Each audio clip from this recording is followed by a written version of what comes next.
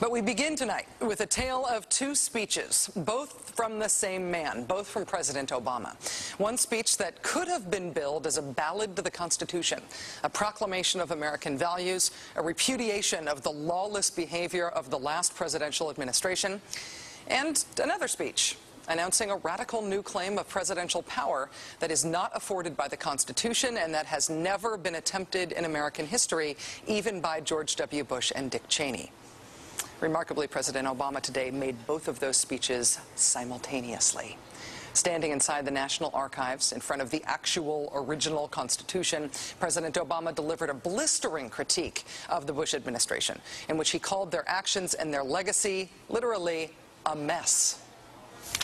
Our government made a series of hasty decisions. Poorly planned, haphazard approach. Too often, we set those principles aside as luxuries that we could no longer afford. Our government made decisions based on fear rather than foresight. The decisions that were made over the last 8 years established an ad hoc legal approach for fighting terrorism that was neither effective nor sustainable.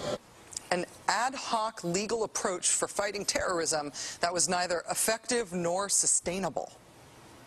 Ouch. Then, moments later, he announced his own ad hoc legal approach for fighting terrorism. President Obama today proposed something new, something called prolonged detention. Doesn't sound that bad, right? Prolonged detention. Did you ever see the movie Minority Report? It was based on a Philip K. Dick short story. Came out in 2002. It starred Tom Cruise, remember? He played a police officer in something called the Department of Pre-Crime. Pre-crime is where people are arrested and incarcerated to prevent crimes that they have not yet committed. Mr. Marks, by mandate of the District of Columbia Pre-Crime Division, I'm placing you under arrest for the future murder of Sarah Marks and Donald Dubinos take place today, April 22nd, at 0800 hours 4 minutes. No, I didn't do anything. You didn't do anything, but you're gonna. Future murder. Creepy, right? Putting somebody in jail not for what they've done, but for what you're very sure they're going to do? There may be a number of people who cannot be prosecuted for past crimes. In some cases because evidence may be tainted, but who nonetheless pose a threat to the security of the United States. We're not prosecuting them for past crimes, but we need to keep them in prison because of our expectation of their future crimes. Al-Qaeda terrorists and their affiliates are at war with the United States, and those that we capture, like other prisoners of war, must be prevented from attacking us again. Prevented. We will incarcerate people preventively. Preventive incarceration. Indefinite detention without trial. That's what this is. That's what President Obama proposed today, if you strip away the euphemisms. One civil liberties advocate told the New York Times today, quote, "We've known this was on the horizon for many years, but we were able to hold it off with George Bush. The idea that we might find ourselves fighting with the Obama administration over these powers is really stunning."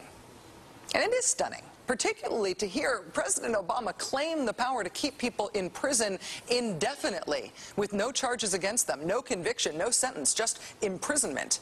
It's particularly stunning to hear him make that claim in the middle of a speech that was all about the rule of law. But we must do so with an abiding confidence in the rule of law. Our government was defending positions that undermine the rule of law to ensure that they are in line with the rule of law.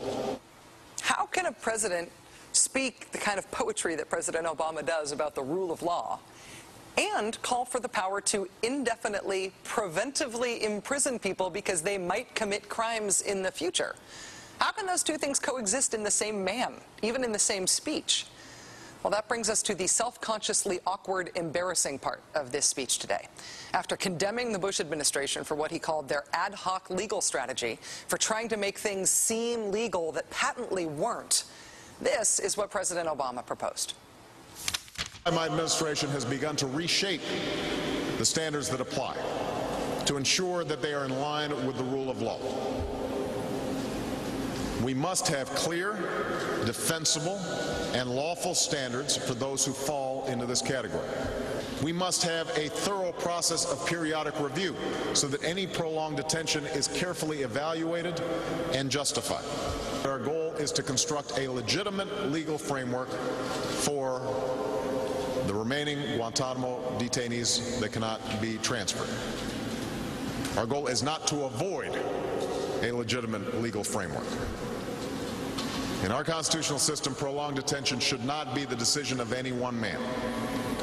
If and when we determine that the United States must hold individuals to keep them from carrying out an act of war, we will do so within a system that involves judicial and congressional oversight. And so going forward, my administration will work with Congress to develop an appropriate legal regime so that our efforts are consistent with our values and our Constitution. You'll construct a legal regime to make indefinite detention legal. You will, what did he say? Develop an appropriate legal regime. So you can construct a whole new system outside the courts, even outside the military commissions, so that you can indefinitely imprison people without charges. And you'll build that system from scratch. What's that somebody said about ad hoc legal strategies? Just for context here, in the United Kingdom, where there isn't even a Bill of Rights, there's been a major debate about whether people can be held in preventive detention. Former British Prime Minister Tony Blair wanted 3 months to be the outer limit for how long anyone could be held. There was a big political fight about it. Parliament ended up limiting that power to 28 days. 28 days is still the longest period of preventive detention that's allowed under law in any comparable democracy anywhere in the world. How long would President Obama's proposed preventive indefinite detention last? Well, he's not saying yet, but here's how he defines the threat that he says makes indefinite detention necessary. Right now, in distant training camps and in crowded cities, there are people plotting to take American lives. That will be the case a year from now, 5 years from now, and in all probability, 10 years from now. 10 years from now. So you could get arrested today and locked up without a trial, without being convicted, without being sentenced for, say, 10 years until the threat of your future criminal behavior passes? Prolonged detention, he's calling it. This was a beautiful speech from President Obama today with patriotic, moving, even poetic language about the rule of law and the Constitution, and one of the most radical proposals for defying the Constitution that we have ever heard made to the American people. Joining us now is Vincent Warren. He's Executive Director of the Center for Constitutional Rights. He met with President Obama yesterday during a closed-door, off-the-record, reportedly tense meeting at the White House. Mr. Warren, thanks very much for joining us tonight. Thanks very much for having me, Rachel. As you can tell, I am having a hard time disguising my own feelings about this prolonged detention announcement today. Right. How do you see it? Do you actually see this as a radical proposal? I have to tell you, I was stunned when I heard those words come out of his mouth. And the same way that you did. He didn't say the words preventive detention, but that's exactly what he was talking about. You know, when you were talking about earlier in the segment that England has 28 days. That's 29 days too long in an American system. This has never been done before. It is completely outside of the realm of what's constitutionally permissible. And it's, frankly, shocking and deeply disappointing would even go there when George Bush didn't even go there. But I should point out that what he's essentially talking about is the Guantanamo system that we at the Center for Constitutional Rights challenged back in 2002. George Bush said, you're going to be in jail, you'll never get a trial, we're going to hold you as long as we need to. That sounds like what he's saying as well. That's exactly where I went with this, and I was struck in particular by the relationship of this idea that he proposed today in the midst of this speech on law and order, the rule of law, struck by the connection between that and the abolition of the idea of the enemy combatant. I mean, President Obama was applauded by civil libertarians for getting use of the idea of the enemy combatant. That essentially gave President Bush carte blanche to arrest people that he felt were threats to the United States. But isn't this essentially recreating that distinction and just calling it something different?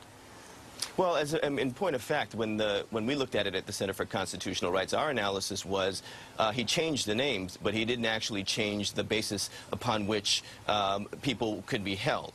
So not calling people enemy combatants, but holding them anyway, is really not solving the problem at all. You know, the other piece is that there's another part, which is the military commissions, reviving the Bush-era military commissions, and that was bad enough. I had plenty of problems with that, but this was really something that was beyond the pale.